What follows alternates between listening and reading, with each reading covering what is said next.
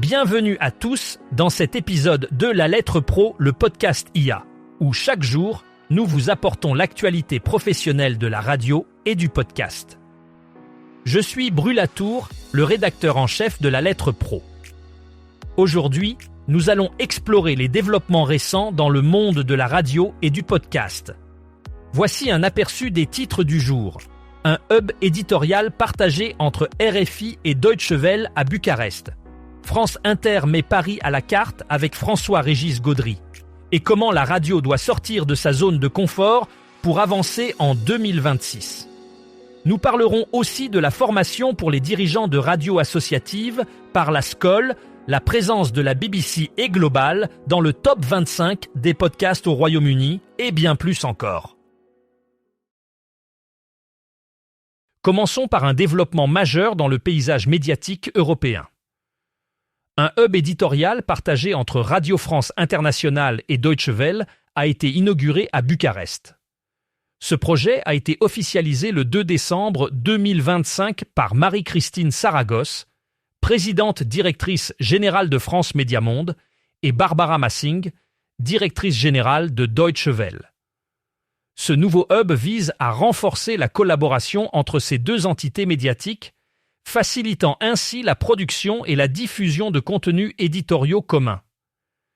L'objectif est de promouvoir une plus grande diversité de perspectives dans les reportages et de renforcer la présence médiatique européenne à l'international.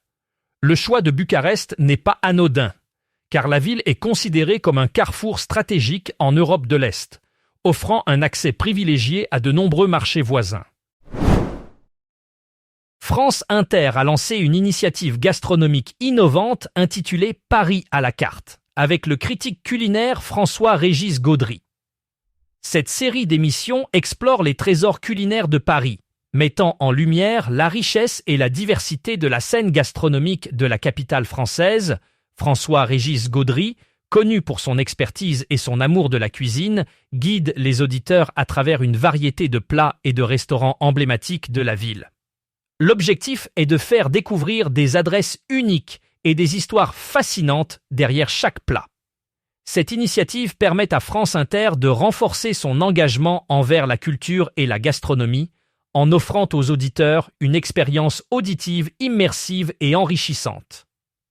En plus de divertir, l'émission vise à éduquer les auditeurs sur les tendances culinaires actuelles et les influences qui façonnent la scène gastronomique parisienne.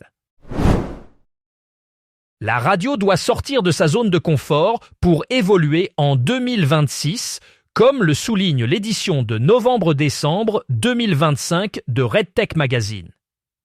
Intitulée « Pushing the Buttons », cette édition met en lumière les défis et les pistes de transformation pour le secteur de la radio et de l'audio digital. Parmi les initiatives évoquées, l'intérêt grandissant pour les podcasts scientifiques et une expérience dans un musée interactif testant la capacité du public à détecter la désinformation. Un exemple cité est celui d'une station qui a repensé son identité visuelle, illustrant le potentiel de transformation même dans les détails perçus comme secondaires.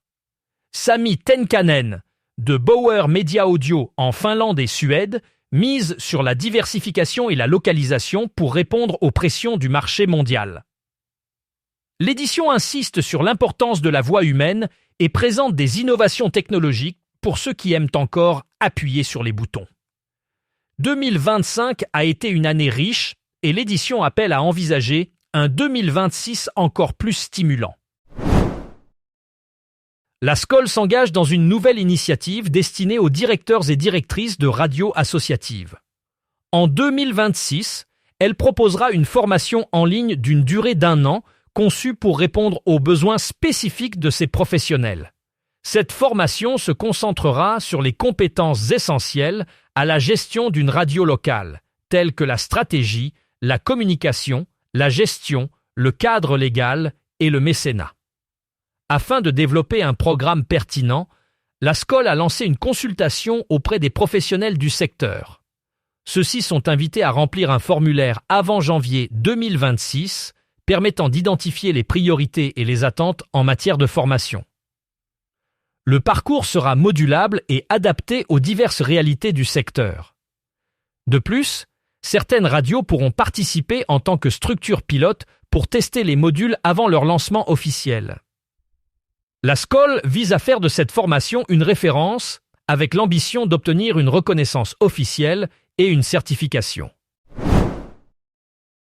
La BBC et Global continuent de dominer le paysage du podcast au Royaume-Uni en 2025 en se maintenant solidement dans le top 25 des podcasts les plus écoutés du pays. Cette performance s'explique par leur stratégie de diversification des contenus et l'adaptation aux nouvelles tendances de consommation audio. La BBC, avec ses productions variées allant de l'actualité au documentaire, parvient à attirer un large public grâce à sa réputation de qualité et de fiabilité.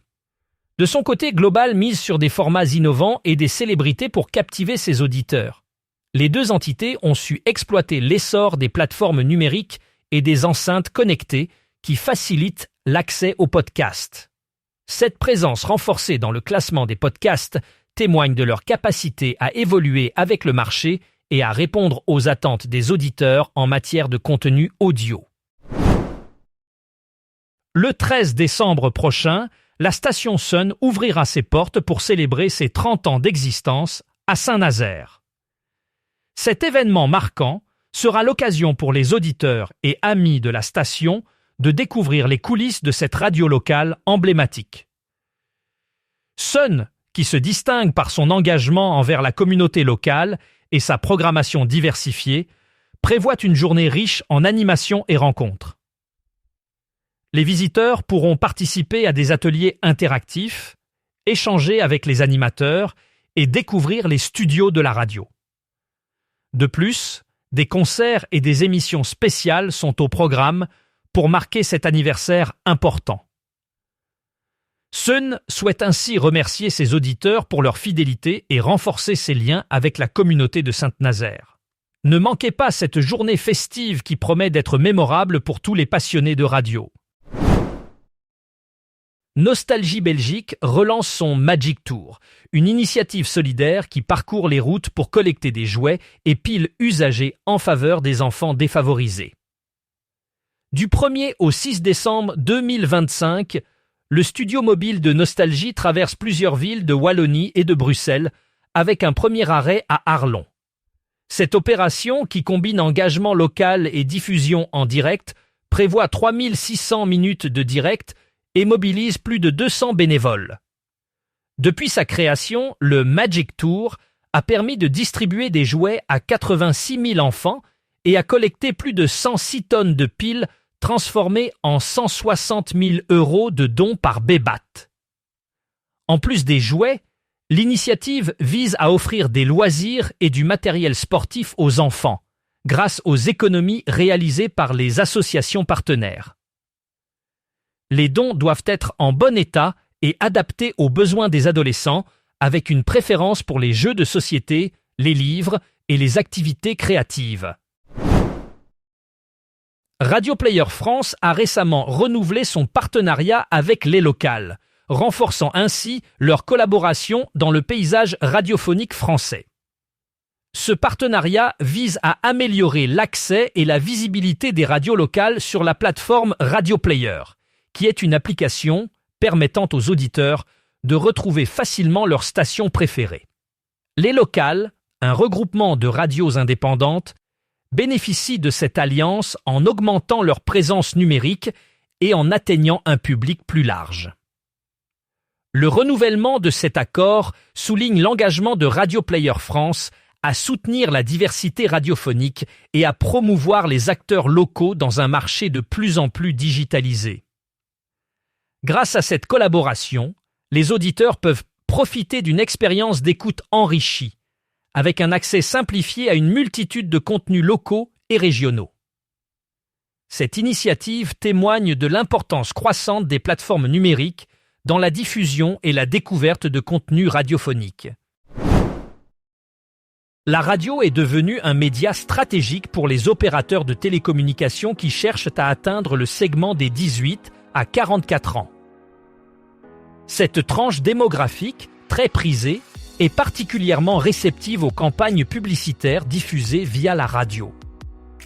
Les opérateurs télécoms ont compris l'importance de diversifier leurs canaux de communication pour mieux cibler cette audience jeune et dynamique.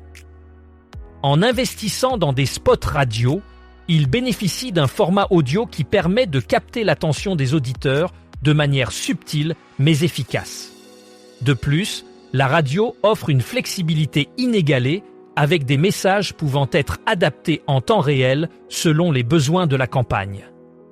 Les partenariats entre opérateurs télécoms et stations de radio se multiplient, renforçant ainsi le rôle de la radio comme un outil de communication incontournable. Pour plus d'informations, rendez-vous sur le site lalettre.pro et abonnez-vous à notre newsletter quotidienne.